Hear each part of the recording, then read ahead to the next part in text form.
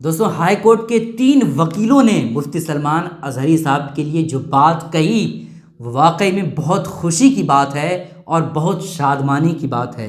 मुफ्ती सलमान अजहरी साहब को एक शेर पढ़ने की वजह से उनको गिरफ्तार कर लिया गया और अभी वो कोर्ट कचहरी के चक्कर में काट रहे हैं। लेकिन हाई कोर्ट के वकील ने, हाई कोर्ट के 3 एडवोकेट ने एक मुफ्ती सलमान अजहरी साहब के लिए बहुत बड़ी बात कही है और बहुत खुशी की बात है कि मुफ्ती सलमान अजहरी साहब के साथ सिर्फ मुसलमान और हिंदू ही नहीं बल्कि बड़े बड़े वकील, बड़े बड़े एडवोकेट भी खड़े हैं। आप वीडियो देखिए, आपको बहुत खुशी महसूस होगी। दोस्तों, आप वीडियो देखिए। ये लखनऊ का हाई कोर्ट गेट नंबर 7 है, जहां पर हमारे साथ अधिवक्ता मौजूद हैं। वकील साहब, मौलाना मुफ्ती सलमान अजहरी साहब ने एक बयान दिया है, वक्त के हिसाब से आसार पढ़ दिए हैं और उनको पुलिस उठा कर लेकर गई। कैसे देख रहे हैं आप? देखिए, ये स्वतंत्र भारत से पहले भी जो है तमाम ज्वलंत मुद्दों पर जो है कविता और शेर व शायरी जो है होती रहती हैं तमाम मुद्दों पे। और जो ये स्टेटमेंट है, ये स्टेटमेंट एक तरीके से एक शेर है ना। शेर है तो इस तरह के तमाम तो सरकारों के खिलाफ भी लोग जो है तमाम शेर व शायरी भी करते हैं, कमेंट भी करते हैं, आलोचनाएं भी करते हैं। तो इस शेर से ऐसा कुछ बहुत नहीं लगता है कि ये कोई इन्होंने जुर्म किया है या अपराध किया है ना। इसके देखने से ये तो जनरल चीज़ें हैं। तमाम शेर व शायरी और कविताएं लोग पढ़ते रहते हैं। आप देखे होंगे तमाम जो है कवि भी जो है विभिन्न कालों में है ना, मुग़ल काल से लेकर के जो है गुलामी के दिनों में भी जो है तमाम जो है कवि और लेखक जो है कविताएं और जो है सरकार के विरुद्ध भी लिखा करते थे। और ये तो बहुत मामूली सा मौलाना मुफ्ती के ऊपर संगीत धाराओं पर मुकदमा लिखा गया है। IPC 153A के तहत मुकदमा लिखा गया है। तो क्या लगता है ये हिट स्पीच से जो है ये मुकदमा उनके ऊपर लिखा जाना चाहिए? यह जो स्टेटमेंट है, इस स्टेटमेंट के आधार पे कोई विशेष जो है अपराध नहीं बनता है ना। जो ये अपराध है इतना जो है गंभीर वो इनका अपराध नहीं है। उन्होंने एक शेर पढ़ा है और इस पर इन्होंने विशेष कुछ कहा नहीं है और इसका रचनाकार भी कोई और था, है ना।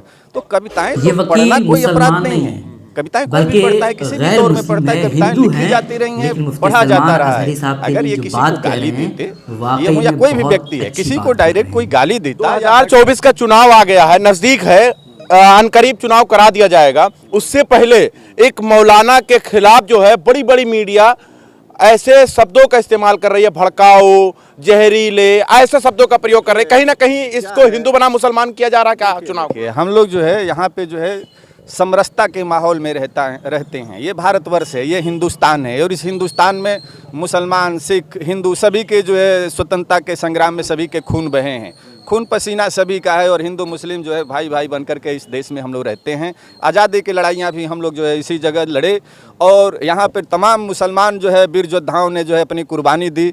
और जो सारे जहाँ से हिंदुता जो हम लोग पढ़ते हैं वह भी एक मुस्लिम जो है लेखक की ही और जो है क्रांतिकारी की रचना है। तो अगर कोई जो है मीडिया कर्मी अपने को जो है ज़्यादा TRP पाने के लिए अगर हमारे देश की समरसता खराब करता है तो यह निंदनीय है और उनको नहीं करना चाहिए। इस देश का माहौल अच्छा रहना चाहिए।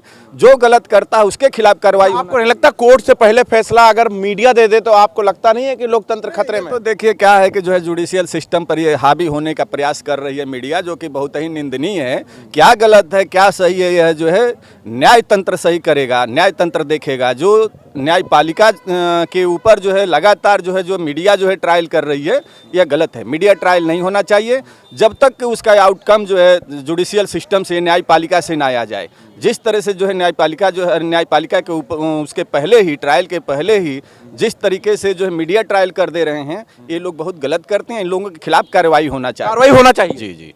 आप कैसे देख रहे हैं ये जो बयान दिया है मौलाना मुफ्ती सलमान अजहरी साहब ने, इसको आप कैसे देख रहे हैं? एक वकील के हैसियत से कैसे देख रहे हैं? जो मौलाना मुफ्ती सलमान अजहरी साहब ने बयान दिया है, वो बयान नहीं, एक प्रोग्राम था वहाँ पे जिसको जलसा भी आप कह सकते हैं। और जलसे के प्रोग्राम में वो शायर, कविताकार के तौर पे आमंत्रित हुए थे और वहाँ पे और उन्होंने जो पढ़ा है वो शेर के माध्यम से एक आसार था, वो बयान कर रहे थे शायर के जरिए। कविता में किसी विशेष समुदाय या विशेष एक व्यक्ति के विरुद्ध उन्होंने कुछ भी नहीं कहा है। बताया जा रहा कि जहर घोल रहे हैं देश में। वो जहर नहीं है।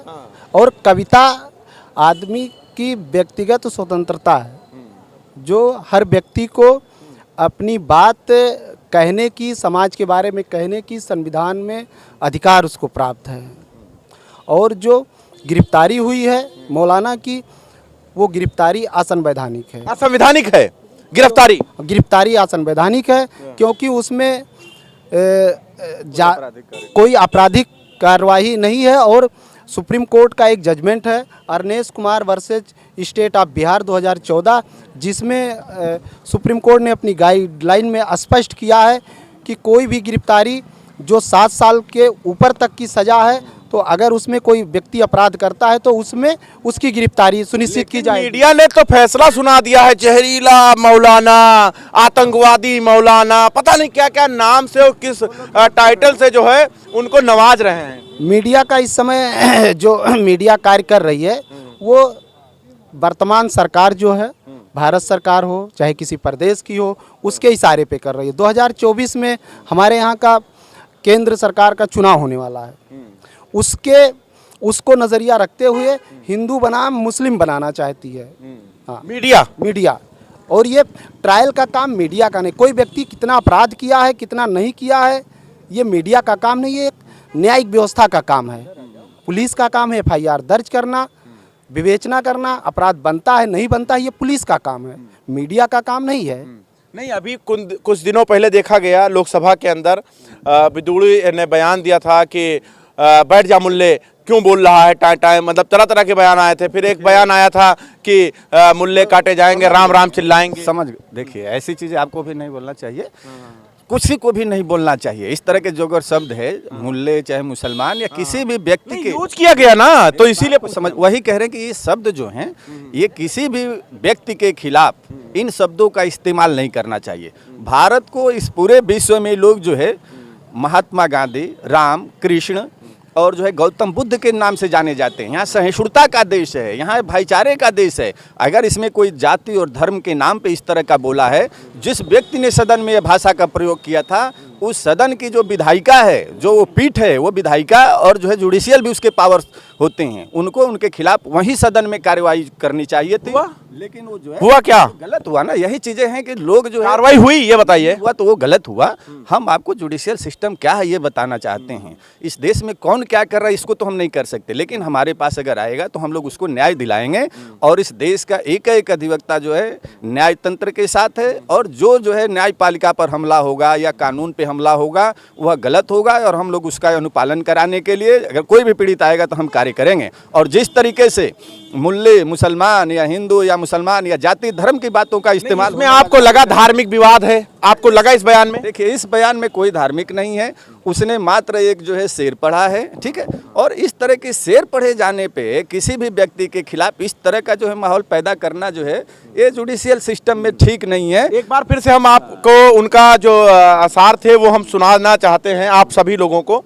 था कुछ इस तरह कि हमसे उलझते हैं, अभी करबला का आखिरी मैदान बाकी है, कुछ देर की खामोशी है, फिर शोर आएगा आज उनका, मतलब उन्होंने कुत्तों का शब्द इस्तेमाल किया, वक्त है कल हमारा दौर आएगा। फिर उसके बाद धार्मिक एक नारा है, लब्बैक या रसूल अल्लाह, बोलते हुए वो निकल गए। कोई भी व्यक्ति जब कोई वक्ता जब स्पीच देता है इस हिंदुस्तान में नहीं पूरे वर्ल्ड में, और वर्ल्ड में ही नहीं सदन की कार्यवाहियों में अधिकतम आप देखे होंगे, चाहे जनता भी देखती है टीवी के माध्यम से, कि अधिकतम लोग अपना स्पीच देने के बाद एक शेर बोल करके, एक मुक्ता बोल करके, है ना, एक कोई दोहा बोल करके अपनी बातें समाप्त करते हैं। मौलाना ने ये जो बात बोला है, किस प्रसंग में बोला है वो इसमें नहीं आ रहा है। यह मात्र एक मुक्ता है, एक शेर है, एक शेर उसने पढ़ा है, ठीक है। और इस शेर में इस तरह के कोई भी देशद्रोह की बातें नहीं आती है ना। हाँ, अगर उनको गिरफ्तार कर लिया गया, मुंबई से उठा ले गई ATS, गिरफ्तार किया गया, वह जो है विवेचना का विषय है, आप समझिए, है ना। सामान्य तरह देखने के वो हम लोगों के देखने के बाद अपराध नहीं लगता है, और कोई बात थी तो यह इन्वेस्टिगेशन का पार्ट था। और स्टेटमेंट देना जो है किसी भी तरीके से इस तरह का जो है गिरफ्तारी की धारा, माहौल बना दिया गया वकील साहब, पूरी तरीके से एक माहौल, लोकसभा चुनाव से पहले एक माहौल बना दिया गया कि मौलाना हिंदू के खिलाफ बोल रहे हैं। अब जो है विवेचना का विषय है, और विवेचना के विषय में जो है जहाँ तक हमें आशा है कि इसमें जो है मौलाना के जो है अभियोजन नहीं होगा, है ना। बयान और ये सब लेने के लिए हो सकता है कि कस्टडी में लिया गया हो, गिरफ्तारी तो नहीं हो सकती थी। जो ये उनका स्टेटमेंट मीडिया ने भूमिका बना दिया। गलत मीडिया, देखिए मीडिया क्या है कि यह लोग जो है चंद पैसों के लिए, टीआरपी के लिए लोग अपने गलत सलत स्टेटमेंट देते हैं। हम लोग न्यायपालिका में रोज ऑर्डर कुछ कराते हैं, होता कुछ है, और मीडिया कर्मी कुछ लोग चंद टीआरपी के लिए बोलते कुछ है ना। तो ये सब निंदनीय है और मीडिया को कभी भी जुडिशियल सिस्टम में हस्तक्षेप नहीं करना। जहरीले मौलाना, आतंकवादी मौलाना, पता नहीं क्या क्या नामों से उनको पुकार रहे हैं। अगर इस तरह के जो है शब्द बोल रहे हैं तो ये अब्यूजिंग शब्द है और उनके खिलाफ भी कार्रवाई होनी चाहिए। अगर कोई व्यक्ति आगे बढ़ करके और इस तरह का कहता है तो उनके खिलाफ भी कार्रवाई होगी। अगर कोई जो है मौलाना को या किसी भी व्यक्ति को आतंकवादी या मुल्ला इस तरह से बोलता है, हमारे संविधान में व्यवस्था है कि किसी को भी जो है जाति, धर्म, लिंग और जो है नस्ल के हिसाब से उसके खिलाफ जो है आप नहीं बोल। अभी आपको हमने आसार सुनाए हैं, आपको लगता है कि इसमें जो है गिरफ्तारी होनी चाहिए? नहीं होनी चाहिए, इस तरह की उसमें गिरफ्तारी नहीं होना चाहिए। बाकी रह गई बात, पुलिस अगर एटीएस ने लिया है तो अब विवेचना का विषय है।